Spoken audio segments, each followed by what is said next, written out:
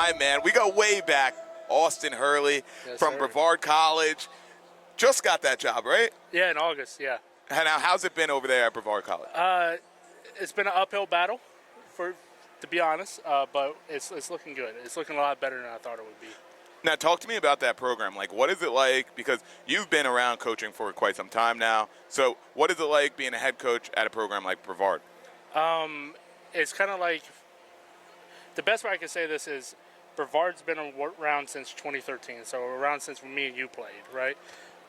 So it's to the area. It's kind of like, it's not a historic team yet, but it's on the verge of it because it's one of the first ones around there in the area. And it's kind of had its up and downs, and I knew going into it, I knew about the culture, I knew about the place, stuff like that, but I was like, I can't come in with a iron fist like I want to. I can't change completely everything on the first year, you know, and I was like, let's use the good stuff about what's going on with the school, and let's just add lacrosse into it, you know, and that's the fun thing. It's been fun, and it's such a beautiful place, such beautiful people out there. And so what are some of those good things about Brevard College that you try to promote within your program? The community, hands down. I've never seen a Division III tailgate for football as much as they do. Obviously, you're in the South, you have football, you have that community, and from what I've been told, they do the same thing for lacrosse. Obviously, I haven't experienced it yet because our first game is in February, but like everywhere you go, people want to talk about it. People want to talk about the school. People want to talk about what's going on it, because it's like the center of attention of the whole town, and it's amazing to see. You know, it's that Southern hospitality, and you get it as a college, and everybody that is associated with it wants their kids on the college, whether it be in the sport or out of the sport, to succeed. And the first thing I saw whenever I got there was you walk through, they have these TVs around the whole campus. They celebrate alumni getting jobs. Say, hey, somebody hired a tornado. And my first week there, I saw somebody that graduated like 15 years ago on the screen. I was like, you still keep up with them? It's like, Emmanuel has no idea what I'm doing. Mm-hmm. And stuff like that. I thought that was special. That definitely is special, like feeling like you always have a part of that school. Correct. With you, man. I get it, and that's definitely cool to have. So, tell me your actual coaching journey, because I was with you when you were playing in college. Yeah. Right. Yeah.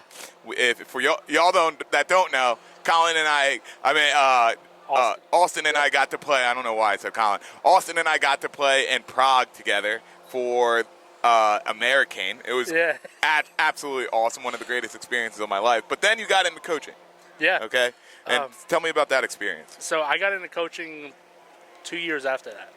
So it's been 8 years. I started off in high school. Started off high school being an offensive coordinator, you know, and I was like, I really like this. And I was like, I want to push it. So I pushed it, went the MCLA route, you know, kind of bounced back and forth. Got a head coaching job up in Northland in Wisconsin, and unfortunately they closed down, and now I'm here. Other than that, I mean, I'm doing a lot of stuff international. I'm trying to get as much involved into this sport as I possibly can. Now, you're not from a traditional like lacrosse hotbed, per se. Where is it, North Carolina? South Carolina? Yeah. And so, like, how did you get started with lacrosse, and what drew you to the sport? My dad's Native American. Okay. So I was able to play stickball growing up, you know, where you have two sticks. Mm-hmm. And I went to high school, and I was like, you know, I'm not going to play lacrosse. I'm not going to be that guy that goes into the heritage stuff. You know, I wanted to focus on football because I thought I was big enough, you know, and being from the South, you're like, everything's football. And I hit a kid in JV practice, and the lacrosse coach did not leave me alone for about a week and a half after that. And he taught me into it, and it's probably the best thing that's ever happened. You know, he's still my mentor to this day. I absolutely love him. And that's what got me into it, man, and I haven't looked back. That's so crazy because, you know, I watched that video of us playing in Prague, and there's one video where I had a GoPro on my helmet. We're going all the way back to 2016. I come off the field, and you were trying to teach me something. Yeah. And it's funny to look back that far because you've had it innately in you the entire time to be a coach. Yeah, from what I've been told, a lot of people around me have said that they kind of expected me to go into coaching, whether it be football or lacrosse. And even my college lacrosse coach, that he told me that he saw something in me that would push me that way. And I got to see him in IMCLA last month, so I was like, that's awesome, you know. I was like, why didn't you tell me? Because if I would have told you would never done it. Mm-hmm. So, I mean, he might be onto something. I mean, whatever he did worked, clearly. Yeah. Clearly worked. But we're here Yeah. in California right now, and probably like one of the most beautiful places in the country right now. 100%, man. Man, it's ridiculous. Now, you've been here, what, 2 years now? 2 years in a row, yep. All right, so tell me what you like about the polo grounds here at Sandstorm. You get to see a lot of lacrosse fast. You know, if you look behind us, there's different versions of lacrosse all over the place, right? And when I talk about different versions, is you have teams from Oregon playing teams from Alabama, and that's two different versions of lacrosse, right? The West Coast versus the East Coast. Obviously, you're from the Northeast. That's completely different than the Southeast. And here, I think you get to see all of it together. You know, you get to see the hard hitting of the Southeast, but the flair of the Northeast in the same game. Yeah. And for you to do that, you're going to have to get on the plane and fly to multiple coasts in a 24-hour period, but here you get to see it within 20 minutes of each other. Yeah, the amount of teams that we see here is unbelievable. I mean, I see teams from Oregon, I see teams from Jersey, I see teams from Long Island, I see teams from California. You're right, there are many different versions of lacrosse. And you're from South Carolina, you're at Brevard College. What's that style of lacrosse like? I would like to say that it's like the Southern grit style.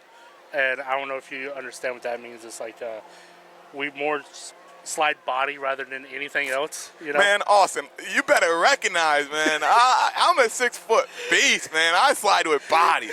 All right. But you have flair for the Northeast. I get it. You have flair. Like I think up there it's a little bit more slow paced. You know, you find the pockets, and in the South you kind of have to make them. You know, a lot of times when you're in the South, you have football players that want to come out and do something for spring training, and they end up falling in love with the sport. And they still have that, okay, I'm going to hit you and try to run through you mentality, just with a stick in their hand. And that's what I mean by Southern style of lacrosse. To me, I think we developed some of the best defenders just because of that. You know, they're not afraid to slide, and when they slide, they make sure that they're there. Yeah. Yeah, I mean, I've seen.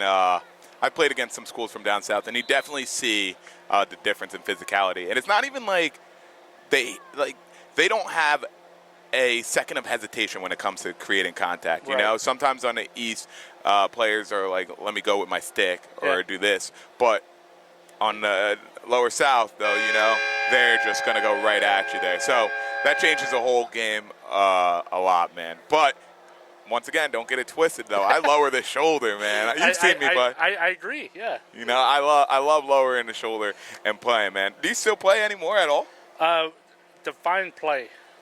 Well, you ever suit up, put the pads on? I don't wear a chest pad anymore. Okay. I definitely don't do that. All right, don't tell your kids that. What? Don't tell your players that. What? It's just men's league. Yeah, it's just men's league. Yeah, you know, men's league down in Greenville whenever I'm home. Okay, you know? All right. I'm the same way. Greenville is beautiful. Thank you. Yeah. I went down there. It's absolutely beautiful. Now, you're over there building a culture over there at Brevard College. So how do you build a culture at a school like that? Selective. It's very selective. When I got there, I had to relieve some of the kids from the team because they just wasn't on the same path as what I wanted to build, right? When you go into a team like Brevard, the first thing you think of is, okay, they think it's a club team because they don't have any structure, right? So Division III without structure is essentially club in a way, right? And what I mean by that is, like, the guys don't take it serious, stuff like that. And the first thing you need to do is develop some type of rhythm, develop some type of structure so your guys can, like, just take your grips of it and just go, right? So the first thing I did was I had a communication when everybody was there. Because I'm like, this is how I am, this is how I'm going to do things. Your practices are going to be structured to where I don't need to be there for you to run it. right? So they know exactly what happens on Mondays, Tuesdays through Saturday. Doesn't matter. I have them setting up their lockers certain ways, and I'm having the captains hold the guys accountable rather than me. And what I'm trying to do is build that to where the captains run it, and then they come to me whenever they need help. And I think that that's the way that I needed to go about this. When I first got there, a lot of the guys, they were... let me go back a little bit. The first thing I said was, they've had 3 coaches in 4 years. Wow. So the guys that's been there wants to be there, right? It's fantastic. But I was like, I'm either going to step into a situation to where they either love each other or they hate each other. And luckily, I stepped into it to where they love each other. And it's been a blessing because the guys that I have there are actually great. You know, they want to build it. They want to see something great. They just haven't had the opportunity to have it. And having that it makes my job a lot easier.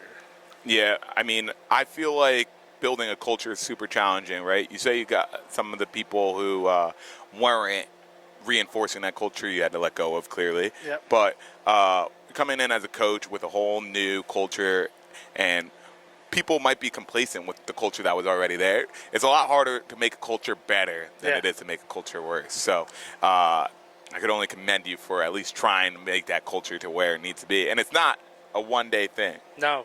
Not a one-day thing at all, and just getting kids to buy in. And how has it been, like, getting those kids to buy into that culture that you bring? At first, it wasn't easy. They would say it was, but it wasn't, right? The first thing I had to do, and I told my assistant, I told my athletic director that I was going to do this. I was like, I'm going to literally sleep in my office. And the reason why I did that, I did it for about 2.5 months straight, every day sleeping in my office, to where they've had coaches leave them. So the first thing I wanted to tell them was, hey, I'm not leaving. I will be here at 4 a.m., 3 a.m. if you need me. To the point to where when they're walking past my office at 9 o'clock at night, they see a projector going and I'm watching lacrosse. So the first thing they're thinking is, okay, he's bought in, I need to get bought in too.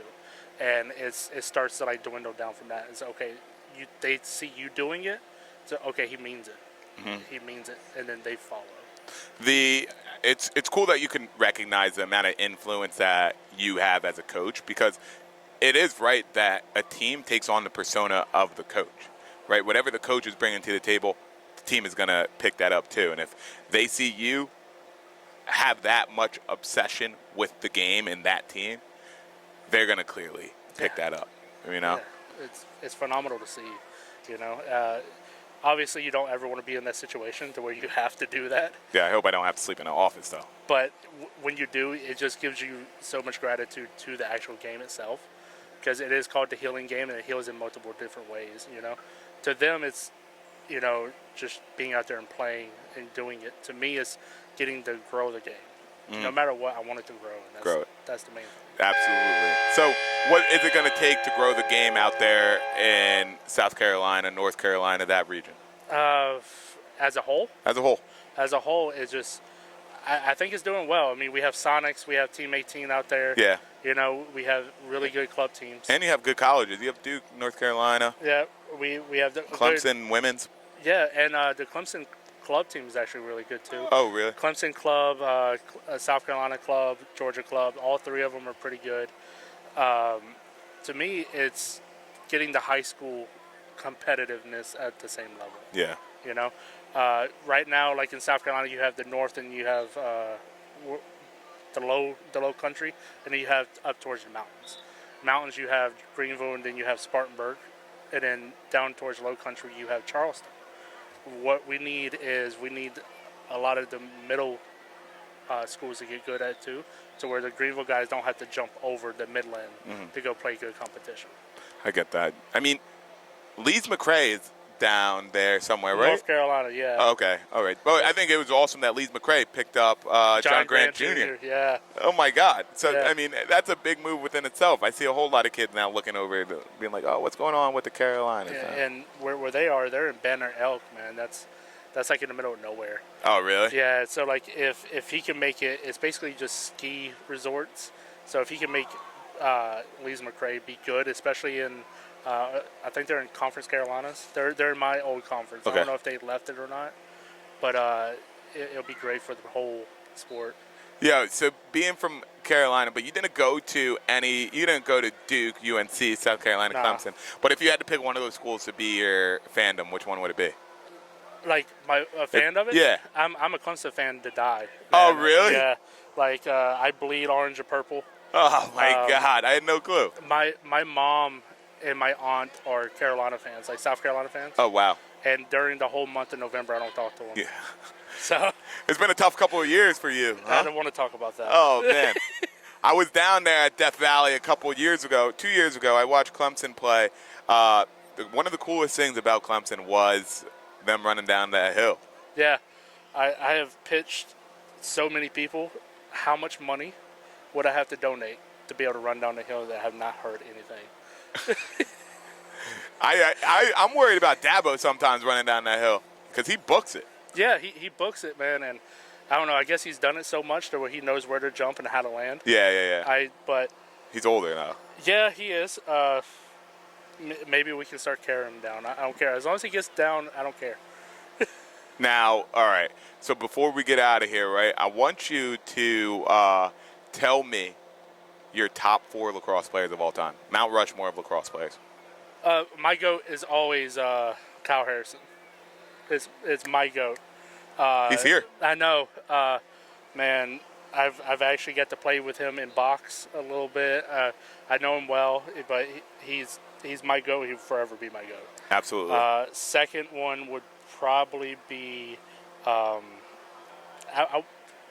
of the Gate brothers. I can't really pick between the two. I put second and third. Okay. And probably Rambo would be the last one. Wow, now Rambo. Yeah. You know, it's funny that you say Rambo because I feel like, people forget fast. Mm-hmm. But Rambo was one of the best players in Maryland history. Mm-hmm. He had the PLL for so long. And, who's undefeated, though? Father Time. Yeah. But Matt Rambo, he showed, if you have the IQ, if you're really, if you know how to use body leverage and everything, you can win. To me, he's the Tim Duncan of lacrosse. Just Mr. Fundamental. Mr. Fundamental. Mr. Fundamental, man. I like that take. That's not a crazy take by you. All right?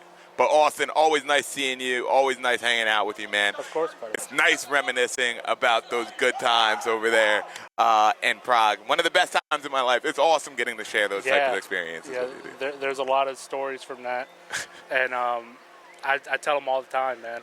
Yeah, all right. I'd rather not be there when you tell them those stories. Me to be honest, me either. But all right, bro. Well, I appreciate you. Thanks for joining me. Yeah, buddy. All right, Austin. Good luck. I appreciate it.